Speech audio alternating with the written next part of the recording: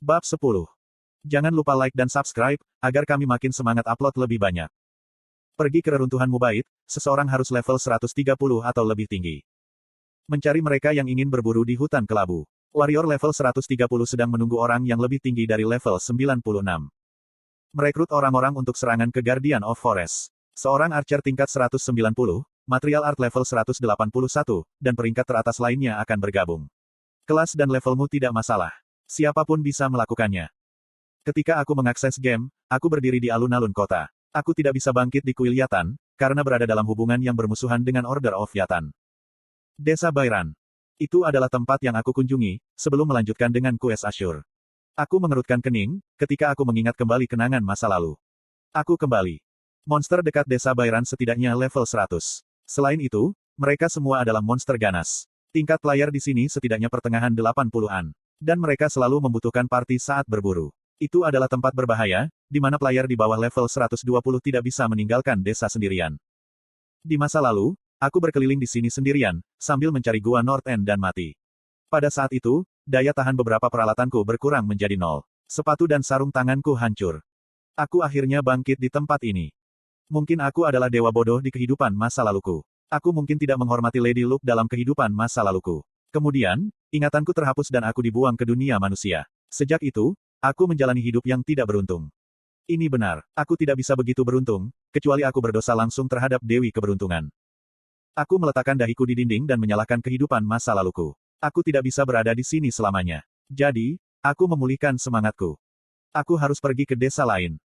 Saat ini, hal yang mendesak adalah menaikkan levelku. Aku ingin melarikan diri dari level minus, sesegera mungkin. Tidak ada alasan untuk tinggal di desa, di mana berburu tidak mungkin.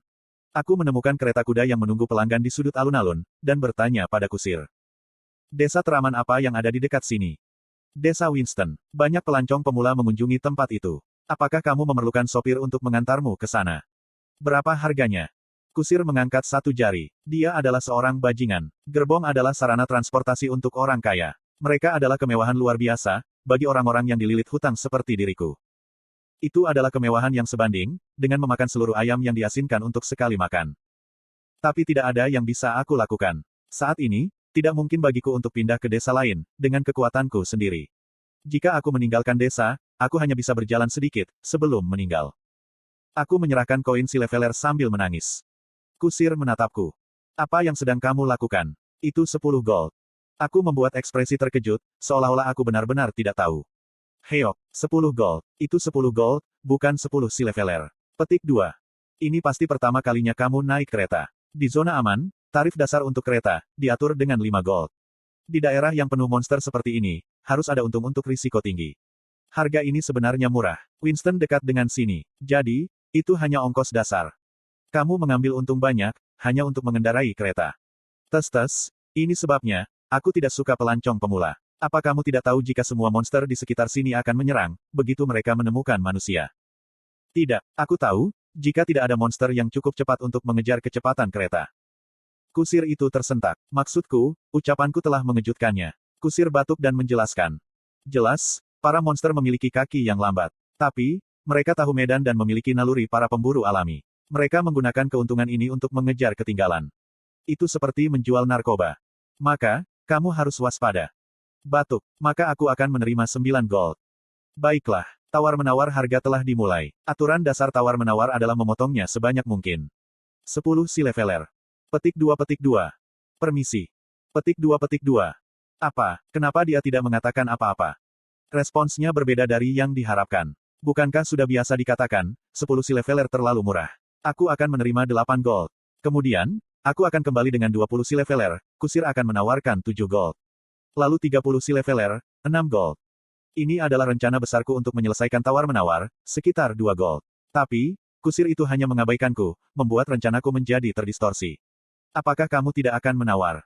Siapa di dunia ini yang akan menawar, dengan penjahat sepertimu? Bajingan yang tidak berguna ini. Aku cukup baik untuk memotongnya menjadi 9 gold, namun kamu menawarkan 10 silveler. Kamu ingin aku menawar. Siapa yang akan membuat kesepakatan dengan bajingan itu? Kamu. Apakah tidak ada pepatah, pelanggan adalah raja? Aku akan menuntutmu dan membuatmu menganggur. Jika kamu ingin menuntutku, lakukanlah. Apakah kamu pikir, guild pekerja akan memihakmu? Enyahlah, kamu bajingan gila. Di Patrian, tawar-menawarku selalu berhasil, karena reputasi dan afinitasku dengan penduduk maksimal. Bahkan jika itu tidak berhasil, aku hanya menertawakannya. Namun, respons ini sepenuhnya baru bagiku. Konten iklan. Itu serius. Pada tingkat ini, aku tidak akan bisa naik kereta. Saat ini, aku hanya punya 3 gold dan 11 silverer.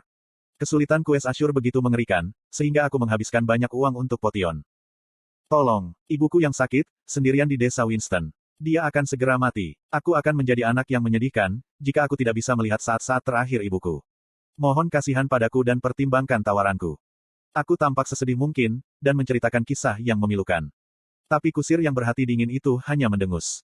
Kamu jelas berbohong. Kamu bahkan tidak berencana pergi ke desa Winston pada awalnya. Jadi, siapa yang akan mempercayaimu sekarang? Petik 2. Sesh, kamu lebih pintar dari yang kamu lihat. Apa? Dasar bajingan miskin. Petik 2. Tidak ada peluang untuk berhasil. Aku lari dari kusir yang mengejarku dengan wajah merah dan mengunjungi gerbong lain. Tapi meskipun sangat hati-hati, tidak mungkin untuk menawar ke 3 gold. Tidak peduli apa kisah memilukan yang aku gunakan, batasnya adalah 8 gold dan 90 silverer. Aku frustrasi oleh masyarakat modern satisfi. Mengapa? Apakah perlu terjebak pada level -3, saat sedang terisolasi di desa Bairan yang terpencil? Aku tidak bisa melakukan itu. Aku punya sarana untuk mendapatkan uang untuk kereta. Buat saja barang. Jika aku membuat item, aku bisa mendapatkan beberapa pengalaman. Jika peringkatnya normal, aku bisa menjualnya ke toko. Aku membuka jendela skill dan mengkonfirmasi, skill Blacksmith's Workmanship. Skill Blacksmith's Workmanship. Level, Master. Menghasilkan barang yang Anda tahu cara membuatnya. Ada kemungkinan tertentu, untuk membuat item yang memiliki peringkat rare. Ada kemungkinan rendah untuk membuat item yang dinilai epic. Ada kemungkinan langka untuk membuat item berperingkat unik. Asterisk karena efek menguasai skill, atribut semua item meningkat sebesar 10%. Asterisk ketika item yang dinilai jarang diproduksi, semua statistik akan naik plus 2 poin secara permanen. Dan fame di seluruh benua akan naik plus 30. Asterisk ketika item berperingkat epic diproduksi, semua statistik akan naik plus 4 poin secara permanen. Dan fame di seluruh benua akan naik plus 80. Asterisk ketika item berperingkat unik diproduksi, semua statistik akan naik plus 12 poin secara permanen. Dan fame di seluruh benua akan naik plus 300. Ini tidak masuk akal. Menurut peringkat, pandai besi di top blacksmith pertama hanya memiliki skill pandai besi tingkat intermediate. Meskipun menghasilkan puluhan ribu item pada saat dia mencapai level 110. Dia hampir tidak mencapai tingkat intermediate. Karena katanya, tingkat skill produksi sulit dinaikkan. Namun, aku pada dasarnya menguasai skill Blacksmith's Workmanship, yang berada di luar Advanced Blacksmith's Technique, dan Intermediate Blacksmith's Technique. Jika orang nomor 1 di top blacksmith menyadari keberadaanku, dia mungkin akan keluar dari game ini. Ketika dibandingkan dengan dia, aku akhirnya menyadari kehebatan kelas legendari. Aku kemudian mengkonfirmasi skill Blacksmith's Workmanship lainnya. Skill Blacksmith's Legendary Workmanship. Level 1. Menghasilkan barang yang Anda tahu cara membuatnya. Anda dapat membuat metode produksi untuk item baru, dengan skill Blacksmith's Legendary Creator. Ada kemungkinan tertentu untuk membuat item berperingkat rare dan epic. Ada kemungkinan langka untuk membuat item berperingkat unik. Ada kemungkinan yang sangat langka untuk membuat item berperingkat legendari. Asterisk semua statistik item produksi akan meningkat 10%. Asterisk ketika item dengan peringkat rare diproduksi, semua statistik akan naik plus 2 poin secara permanen. Dan fame di seluruh benua akan naik plus 30. Asterisk ketika item berperingkat epic diproduksi, semua statistik akan naik plus 4 poin secara permanen. Dan fame di seluruh benua akan naik plus 80. Asterisk ketika item berperingkat unik diproduksi, semua statistik akan naik plus 12 poin secara permanen. Dan fame di seluruh benua akan naik plus 300. Asterisk ketika item yang diberi peringkat legendari diproduksi, semua statistik akan naik plus 25 poin secara permanen. Dan fame di seluruh benua akan naik plus 1000. Asterisk sesuatu yang istimewa akan terjadi, dengan setiap 5 item legendari dibuat. Wow! Skill Blacksmith's Legendary Workmanship hanya level 1. Meski demikian, itu jauh lebih unggul daripada skill Blacksmith's Workmanship yang ia kuasai. Aku tidak bisa untuk tidak mengaguminya. Aku senang, dan segera mengkonfirmasi skill Blacksmith's Legendary Creator. Skill Blacksmith's Legendary Creator. Anda dapat membuat 3 metode produksi item, setiap kali tingkat skill Blacksmith's Legendary Workmanship naik. Jumlah item yang dapat dibuat saat ini, 3/3. Asterisk ketika item diproduksi menggunakan skill ini, nama pencipta secara otomatis ditempatkan pada item tersebut. Metode produksi item. Apa metodenya?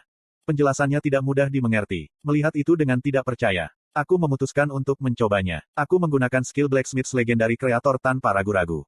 Item apa yang ingin Anda buat? Barang yang paling penting adalah senjata. Senjata memungkinkan untuk perburuan cepat, dan langsung terhubung ke tingkat tinggi.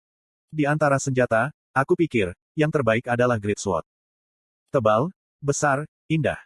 Great Sword yang bisa menghancurkan armor musuh, adalah impian seluruh pria. Sampai saat ini, aku tidak pernah memilih senjata selain Great Sword dalam game. Lalu pertama, mari kita buat Great Sword. Great Sword. Sudahkah Anda memutuskan? Iya. Bahan apa yang ingin Anda gunakan?